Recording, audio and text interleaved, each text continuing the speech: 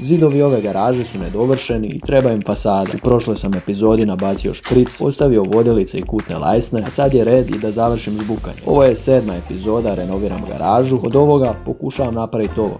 Da bih ožbukao zidove, bilo je potrebno proći kroz 3 faze rada, pa krenimo od prve. Obzirom da je ovaj prije mene imao povećanu dioptriju, zidovi ove garaže značajno su se naginjali na susjedni zrak, a da bih to vizualno ispravio, žbuka će mjestimično imati i do 5 cm debljine, što je značilo da je najpametnije raditi u 2 sloja. Malter za žbuku radio sam od pijeska iz Dolne Kretnine, vapna i cementa. Da mi priušti dan odmora, u akciju mi se pridružio i brat Domi, koji će nam pokazati ispravnu tehniku nabacivanja maltera. Obavezno prilikom zamaha mistrijom zadnju je nogu potrebno uzdignut na nožni palac i rotirati u kuku. Kutija ove utičnice bila je preplitka, pa sam se kratko poigrao sa strujom, zatim hrabro nastavio s nabacivanjem grubog sloja maltera. Svojeg su se brata sjetila i ova 2 poduzetnika. Seka je pomogla nabacivati malter u maloj sobi i uz fizikalnu terapiju otkrila novi ispušni ventil, dok je Joza svojim impozantnim šeširom ostavio dojam profesionalca, a uz svoje štukaturske sposobnosti inače se bavi i dubinskim čišćenjem tapeciranog namještaja. Kad smo došli do drugog grubog sloja i vodilice su dobile svoju svrhu, a negdje u ovom trenu shvatio sam i da kasnim s radovima i krenuo utrku s vremenom. Na zidovima s vodilicama bilo je logično lakše izvlačiti ravnine, međutim kad su došli na red zidovi na kojima sam se oslonio na svoje bauštelske sposobnosti, krenuo je i veći, malo je za reći, boli me glava izazov. Tokom ovog sam si procesa u više navrata postavio pitanje što je meni ovo trebalo, a onda se kao Spider-Man ispred mene stvorio zid koji na bridovima ima suradnike, takozvane kutne lajsne, koje su od svih silnih vodilica najbolje surađivali pri izvlačenju ravnine. Prije nego krenem s uljepšavanjem ovog cirkusa, ispunio sam okvire otvora i izvukao zadnji preostali zid na grubo, a zatim prešao na drugu fazu rada. Da bih sad ravne ali ružne zidove učinio grbavima i još ružnijima, koristio sam neobičnu plavu mrežu koja mi je na tren dala tračak nade, da bi ovo na kraju moglo i na nešto ličiti. Brzo sam shvatio, ako želim zidove učiniti toku ugodnijima, možda je i najbolje rješenje samo ostaviti ovu optičku iluziju da visi. A prije nego me razapneš u komentarima,